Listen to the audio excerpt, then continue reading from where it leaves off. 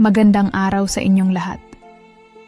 Ako si Jody at nais kong magbahagi ng isang kwento na mula sa aking puso. Ang kwentong ito ay tungkol sa isang bahagi ng buhay ko na tumatak sa aking isipan. Isang kwento ng mga hindi inaasahang tagpo, mga kilos at mata na may mga kahulugan na hindi ko agad naunawaan. Hindi ko alam kung saan magsisimula. Pero siguro, sa pagpapahayag ko ng kwento ko ngayon, matutulungan ko ang sarili ko na magkaroon ng kapayapaan. Sa mga panahong ang asawa ko ay nasa abroad at ako'y mag-isa sa bahay, may mga pagkakataon na nararamdaman ko ang matinding kalungkutan. Ang mga araw ay naging tila pare-pareho. Ang trabaho sa bahay, ang paglilinis, at ang mga bagay na kailangan ayusin. Kaya, nang dumating ang 2 batang karpintero na tumulong sa pag-renovate ng bahay, isang panibagong enerhiya ang pumasok sa aming tahanan. At sa mga simpleng araw na iyon, habang ang mga alikabok ay kumakalat sa paligid at ang mga martilyo ay patuloy na tumutunog, isang hindi maipaliwanag na tensyon ang nagsimulang mag-umigkas sa hangin. Sa unang araw na dumating, sila nakaramdam ako ng hindi inaasahang kaginhawaan. Siguro dahil matagal na akong mag-isa at kahit na ang mga batang karpintero ay tila walang mali siya, may mga tingin silang may ibang kahulugan. Minsan, nagkakatagpo ang aming mga mata sa hindi sinasadya. Sa mga simpleng sandali, kapag kami ay magkalapit sa isang sulok ng bahay, nadarama ko ang isang kakaibang presensya. Hindi ko maipaliwanag, pero may ilang mga sulyap na nagiiwan ng isang init na matagal ko nang hindi nararamdaman. Ang isang simpleng pagdapo ng kamay ng isa sa kanila, na tila hindi sinasadya, ay nagdulot ng kuryente sa aking katawan. Pansin ko ang matalim na titig nila sa akin. Isang titig na puno ng mga hindi na ipahayag na salita. Hindi ko alam kung ito ba'y dahil sa kanilang kabataan o dahil sa aking sariling pangangailangan na mapansin. Ngunit naramdaman ko na ang pagitan namin ay tila nagiging mas makulay. Hindi ko alam kung ano ang hinahanap ko sa mga sandaling iyon. Pero tila ang katawan ko ay may sariling kagustuhan. Ang mga saglit na iyon, ang mga panahong magkasama kami sa tahimik na mga oras, ay nagdulot ng mga pagnanasa na hindi ko kayang itago. Hindi ko sinasadya, ngunit madalas ko na lang napapansin na hindi ko kayang tanggihan ang mga sulyap, ang mga pagdapo ng mga kamay. At sa bawat araw, habang ang aming pag-uusap ay nagiging mas malalim, ang tensyon ay nagiging mas malupit, walang salita, pero ang bawat galaw nila ay tila may layunin. May isang kahulugan na alam naming tatlo. Sa mga oras na kami lang dalawa sa bahay, ang init ng katawan ko ay tila lumalala. Kahit na hindi kami nag-uusap ng tuwiran, ang mga titig nila ay parang nagsasabi ng mga bagay na hindi ko kayang ipaliwanag. Ang katawan ko ay tila nahihirapan at gustong sumunod sa agos ng nararamdaman. Ang kanilang presensya, ang init ng kanilang katawan, at ang mga linguhing sulyap ay nagbigay sa akin ng isang kalakaran ng mga emosyon na matagal ko nang itinagong mga hinanakit at pangangailangan. Ngunit hindi ko pa rin alam kung anong ibig sabihin ng lahat ng ito. Ang mga sulyap at dapo ng kamay ay tila hindi sapat para magbigay ng pangalan sa nararamdaman ko. Ngunit isang bagay ang tiyak habang nagsisimula ang kwentong ito. Wala akong ibang kayang isalaysay kundi ang mga damdaming bumangon sa bawat pagdapo ng kanilang mga mata sa aking katawan. Hindi ko alam kung saan o paano magsimula, pero siguro sa mga araw na iyon, nang magpatuloy ang mga pagpapakilala at ang mas matinding pagkakaroon ng malalim na ugnayan, hindi ko na kayang itago ang nararamdaman ko. Tuwing dumadating ang 2 batang karpintero sa aming bahay, alam kong may mali. Sa una, ang mga galak ko ay tila simpleng mga bagay lang mga sulyap, mga pagngiti, mga biro. Ngunit sa paglipas ng mga araw, parang ang bawat kilos nila ay may ibang kahulugan. Ang mga kamay nilang dumadapo sa katawan ko habang nagsasagawa sila ng mga gawain sa bahay ay tila nagsisimula ng magdulot ng mga hindi inaasahang damdamin. Hindi ko alam kung ano ito. Pero bawat sandali ay may nararamdaman akong hindi ko kayang ipaliwanag. Naaalala ko pa ang unang pagkakataon na magkasama kami sa isang maliit na silid, nagtutulungan upang tapusin ang isang proyekto, habang ang isa sa kanila ay nakasandal sa pader. Ang isa naman ay malapit sa akin. Ang init ng katawan niya ay tila kumakalat sa aking balat. Ang dahan-dahang pagkakalapit ng aming mga katawan ay isang bagay na hindi ko kayang kontrolin. At habang ang mga kamay nila ay dumadaan sa mga lugar ng katawan ko, ang mga mata nila ay hindi na matago ang nararamdaman. Tinutukso nila ako sa isang malalim na paraan, hindi tuwing salita, kundi sa bawat sulyap, sa bawat galaw na tila may layunin. Ang mga boses nila ay tila nagiging mas malambing tuwing sila'y nagsasalita sa akin. Minsan, kapag malapit sila, parang ang mundo ay nagiging tahimik at ang bawat tunog ay nagiging mas mabigat sa aking pandinig. Parang may ibang wika silang ginagamit na hindi ko kayang intindihin, pero ramdam ko ang mga hinanakit at lihim na nararamdaman nila. At sa bawat pagdapo ng kanilang mga kamay sa aking katawan, tumitindi ang init na nararamdaman ko. Tila may isang magnet na nagtutulak sa aming mga katawan at hindi ko kayang pigilan ang nararamdaman ko.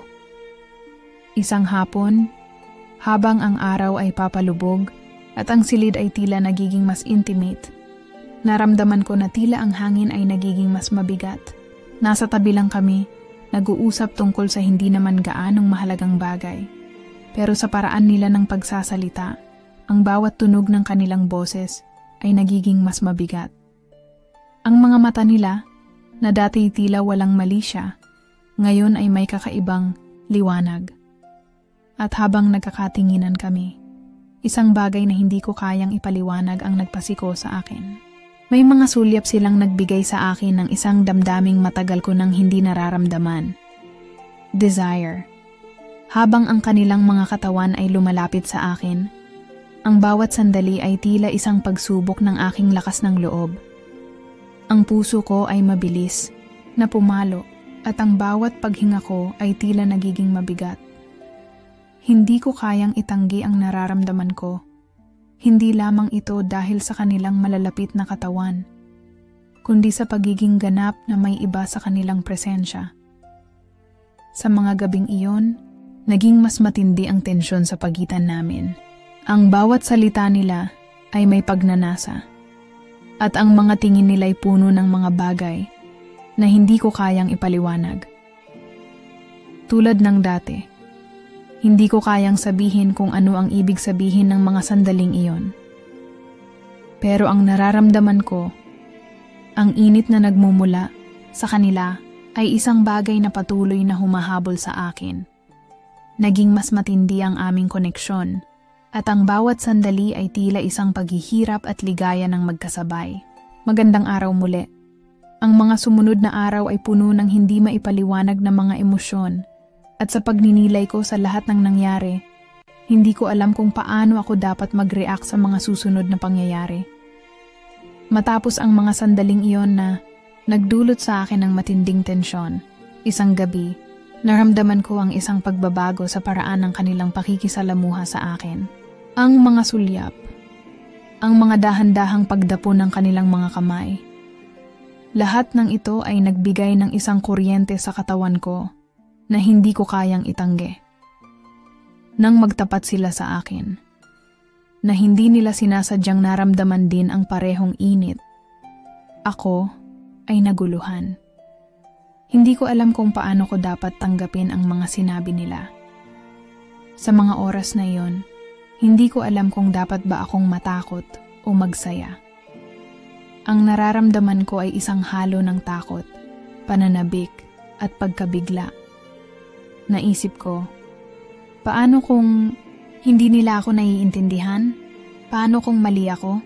Habang ang isa sa kanila ay nagsisimulang magsalita, parang ang bawat salita ay lumalakas at ang aking puso ay mabilis na tumibok. Alam namin, Jody, ang sabi niya. Ang mga mata niya ay puno ng di maipaliwanag na saya at kaba. Hindi lang kami tumutulong sa iyo sa bahay. Alam namin kung anong nararamdaman mo. Hindi mo na kailangang itago. Ang mga salitang iyon ay dumaloy mula sa kanyang bibig at parang ang hangin ay tumigil. Hindi ko alam kung anong sasabihin ko. Kaya't nanatili akong tahimik, natatakot na baka magkamali ako ng sagot. Ang naramdaman ko sa sandaling iyon ay hindi ko kayang ipaliwanag. Parang ang bawat minuto ay tumagal ng mga oras. Hindi ko alam kung ang tinig ko ba ay kayang lumabas o kung ang pusong ito'y kayang tanggapin ang mga salitang hindi ko inaasahan. Sa kabila ng takot, may isang bahagi ng aking katawan na nagsasabing hindi ko kayang pigilan ang nararamdaman ko. Hindi ko kayang itago ito pa. Ngunit sa likod ng mga salitang iyon ay naramdaman ko ang mga mata ng dalawa na nakatingin sa akin, naghihintay ng sagot.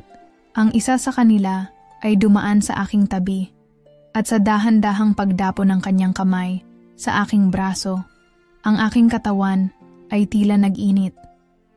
Ang amoy nila, ang init ng kanilang mga katawan, lahat ng ito'y isang magkahalong sensasyon na nagpapaalala sa akin ng isang bagay na matagal ko nang nawala.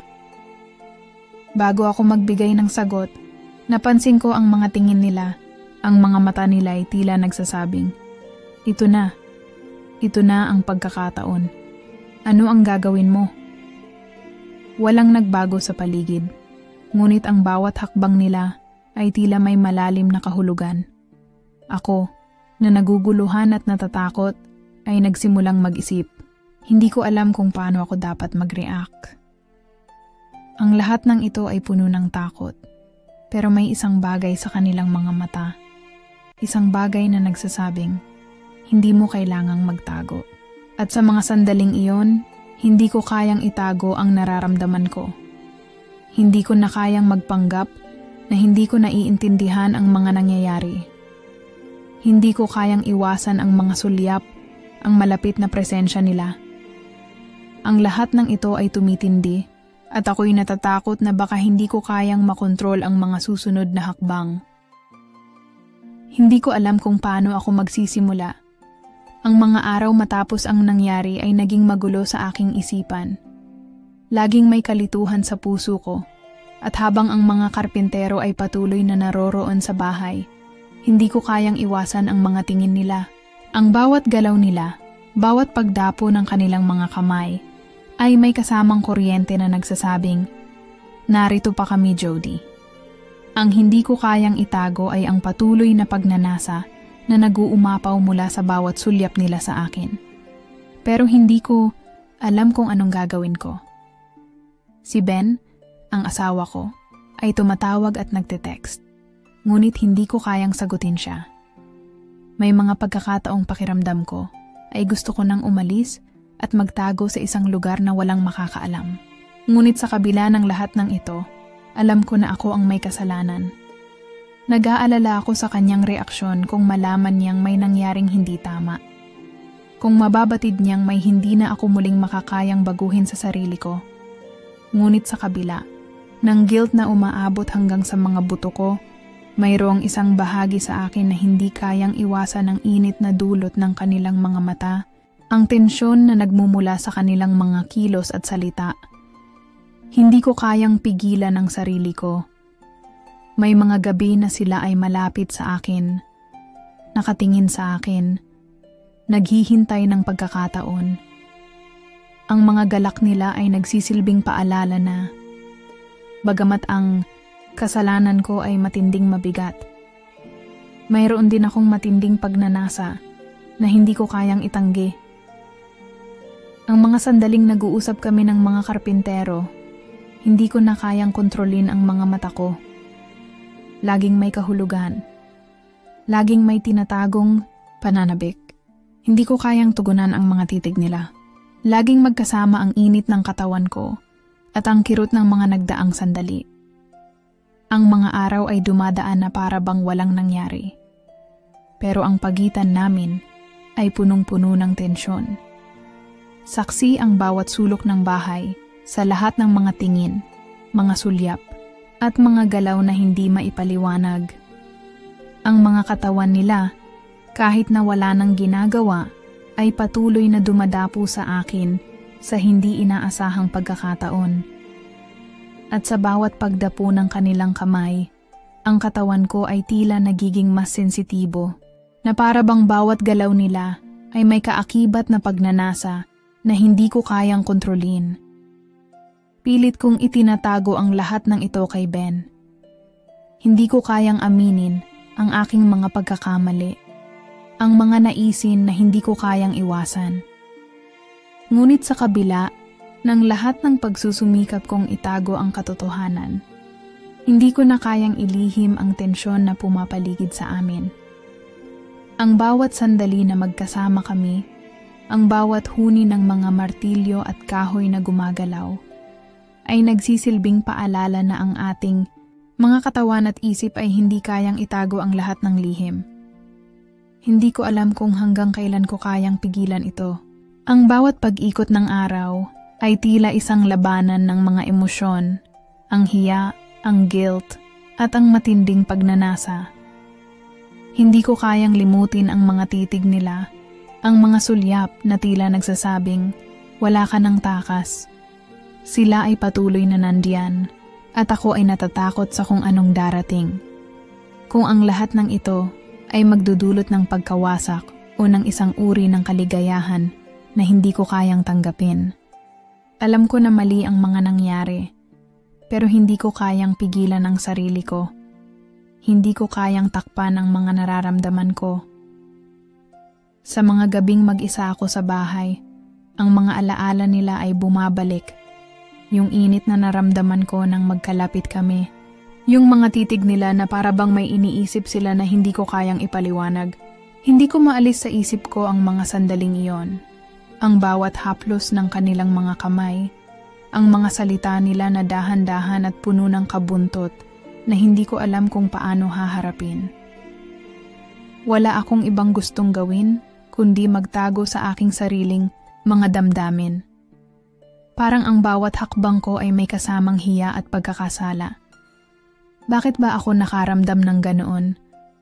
Bawat pag-alala sa nangyari, sa bawat sulyap nila sa akin, sa bawat salita, ay parang may kasamang init na hindi ko kayang ipaliwanag. Nakaramdam ako ng pagnanasa. Isang uri ng pagnanasa na hindi ko kayang tanggapin. Isang uri ng kabiguan na dumapo sa aking kaluluwa. Hindi ko alam kung anong nangyari sa akin. Kung ako ba ay isang biktima o isang kalahok na pumayag sa mga nangyari. Hanggang ngayon, nalilito pa rin ako. Bakit hindi ko kayang alisin sa sarili ko ang kanilang mga kilos, ang kanilang presensya? Bakit sa kabila ng lahat ng kasalanan, may isang bahagi ng katawan ko na patuloy na nagnanais ng mga sandali ng init at koneksyon na wala akong naranasan kay Ben? Sa mga mata ng mga karpintero, may kakaibang sensasyon. Sila ang nagparamdam sa akin ng isang bagay na matagal ko nang na-miss. Sila ang nagbigay sa akin ng init na hindi ko na naramdaman sa mahabang panahon. Alam ko na mali. Hindi ko pwedeng gawing tama ito. Pero hindi ko kayang itago ang nararamdaman ko. Dito ko na lang kay DJ Serene, sinusubukang ibulalas ang mga alalahanin ko. Hindi ko kayang ipaliwanag kung bakit parang hindi ko kayang iwasan ang kanilang mga mata, ang kanilang mga galaw. Nakaramdam ako ng kasiyahan, ngunit kasabay nito ang matinding pagnanasa na hindi ko kayang ipaliwanag. At habang nagmumuni-muni, ako, hindi ko kayang iwaksi ang mga sandaling iyon, yung pagnanais nila sa akin, at ang pakiramdam na para akong muling naging buhay. Muling nararamdaman ang init na matagal ko nang nawala. Subalit, ang mga titig nila at ang bawat galaw nila ay may kaakibat na guilt, Isang kasalanan na hindi ko kayang tanggapin. Hindi ko kayang ipaliwanag kung bakit sa kabila ng lahat ng takot, may nararamdaman akong isang matinding pagkaakit sa kanila. Sa mga sandaling ito, wala akong ibang gustong gawin kundi tanungin ang sarili ko. Bakit ako patuloy na natutukso?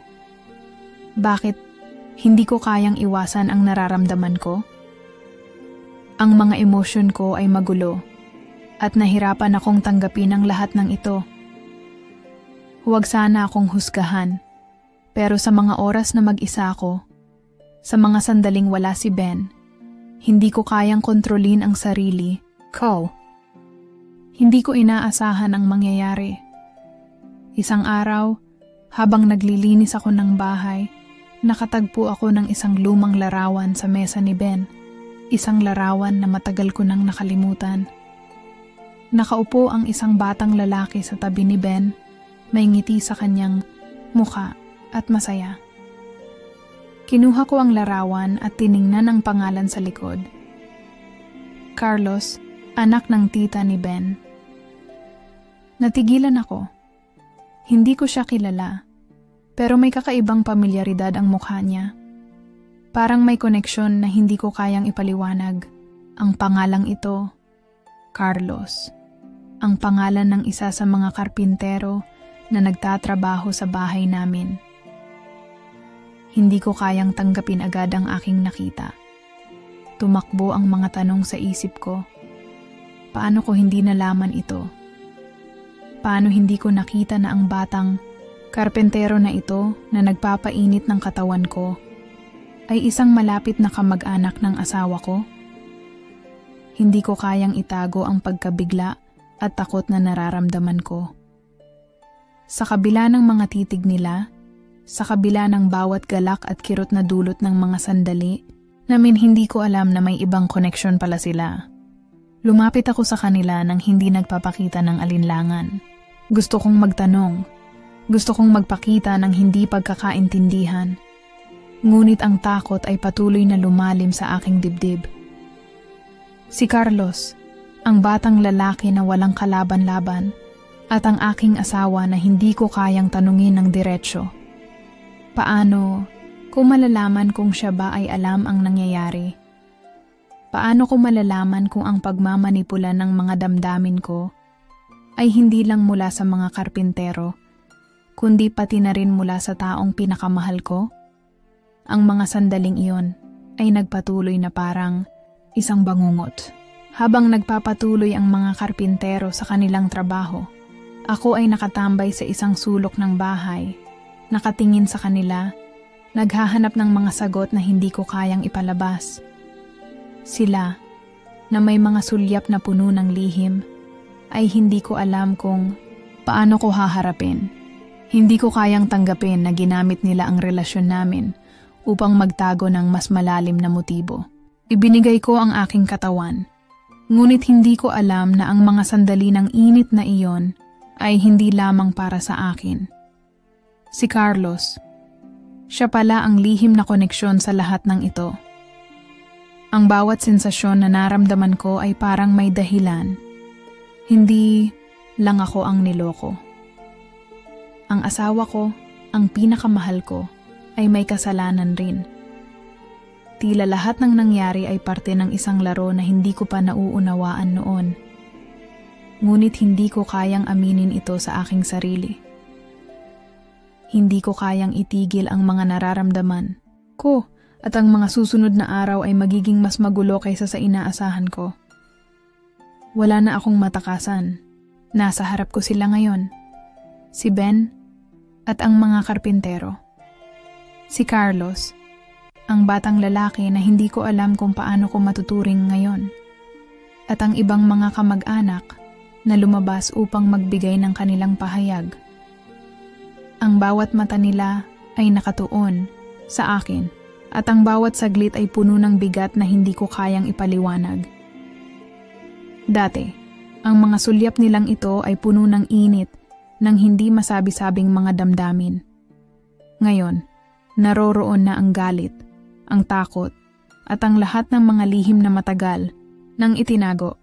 Bilang isang asawa, bilang isang ina, bilang isang babae, nararamdaman ko ang bigat ng bawat sandali. Ang katawan ko ay nanatiling nakatayo, ngunit ang utak ko ay nag-iisip ng mabilis. Dati-rati, ang mga tingin nila ay nagdudulot ng kuryente na nagpapabilis sa puso ko. Ngayon, bawat sulyap ay puno ng pagtatanong, ng paghuhusga, ng galit. Ang pagkakabasag ng lahat ng ito ay masakit. Masakit dahil ako mismo ang nagpapakita ng mga pagkakamali ko. Ngunit masakit din dahil ang mga ito ay hindi lang mga personal na desisyon. Ito ay humuhugot sa lahat ng aking relasyon. Si Ben, na hindi ko alam kung anong totoo sa kanya, siya ba ang asawa ko na may lihim na mga tinatagong katanungan? O siya ba ang nagtatago ng isang bahagi ng sarili niya na matagal ko nang hindi nakikita? Si Carlos, na hindi ko alam kung anong dahilan ang nagtulak sa kanya upang patagilid na makalapit sa akin. Bawat isa sa kanila ay may mga saloobin na hindi ko kayang maintindihan. Tinutukso ako ng katotohanan na ang kanilang mga mata ay puno ng lihim at pangako na ngayon ay sumasabog. Jody, anong ibig mong sabihin? Tanong ni Ben. Ang kanyang boses ay mabigat at puno ng tensyon. Hindi ko siya matignan ng diretsyo. Alam ko na may mga sandali sa pagitan ng mga sulyap nila, na may nararamdaman akong hindi ko dapat naramdaman. Ang mga kamay nila, ang kanilang mga presensya, ay magkasama sa aking isipan. Pero narito ako ngayon, at ang mga mata nila ay nagtatanong. Nag-uusisa kung saan magsisimula ang pagtatapos ng lahat ng ito. Hindi ko kayang aminin na ako ang nagsimula ng lahat ng ito. Hindi ko kayang ipaliwanag na sa kabila ng lahat ng takot at kasalanan, may nararamdaman akong hindi ko kayang iwaksi. Na kahit ang mga sandali ng pagkakamali ay nagbigay ng init na matagal ko nang namiss. Ngunit hindi ko kayang itago ang lahat ng ito. Dahil ang mga mata nila ay nagsasabi ng ibang kwento. Isang kwentong matagal ko nang tinatago sa ilalim ng aking balat. Carlos, bakit mo ako pinapayagan na mangyari ito? Tanong ko, ang mga salitang lumabas sa aking bibig ay puno ng sakit at kalituhan. Siya ang isang tao na hindi ko alam kung paano ko tatahakin ngayon. Ang katawan ko ay parang naglalaban. Ang puso ko ay gusto sanang magtago. Ngunit ang isipan ko ay hindi kayang takpan ang lahat ng nararamdaman kong ito. Si Ben, na may mga saloobin na malalim, ay hindi sumasagot agad. Ang kanyang mga mata ay puno ng galit at sakit. Ang hangin sa paligid ay tila nagiging mabigat, at ang mga sandali ng katahimikan ay mas mahirap pa kaysa sa mga salitang binigkas namin. Hindi ko alam kung paano ko sisimulan ang pagsagot sa lahat ng tanong na ngayon ay binabato sa akin. At sa bawat saglit ng mga titig at mga paghinga, ang desisyon ko ay nagsisimulang magbago. Ang mga lihim na itinago namin ay nagiging malupit na katotohanan, at ang mga sandali ng init at kasalanan ay patuloy na bumabalik sa aking alaala. Kung pipiliin kong harapin ang lahat, masisira ang pamilya ko at ang buhay na tinatangkilik ko. Ngunit kung pipiliin ko na lang iwasan ito, mabubuhay ako na bitin, magulo, at puno ng mga pagsisisi. Nasa akin ang desisyon kung anong landas ang tatahakin ko.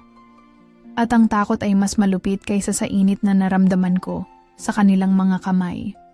Habang tinatanaw ko ang mga piraso ng buhay ko na nagkabasag, isang mabigat na hinga ang lumabas sa aking bibig. Ang mga relasyon ko, ang mga taong akala ko'y nanatili sa aking tabi, ay nagbago.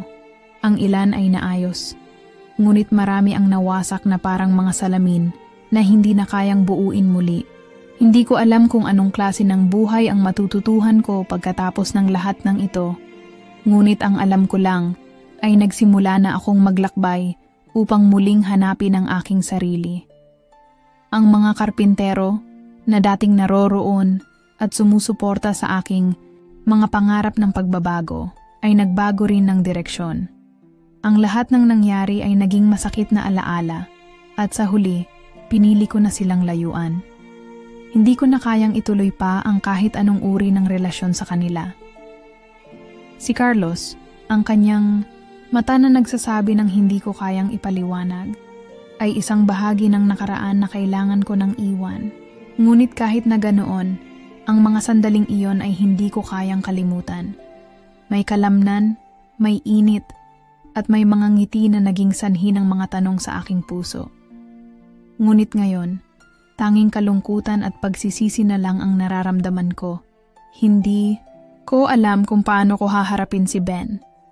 Wala na akong magagawa upang ibalik ang tiwala at ang iniwang pagkasira.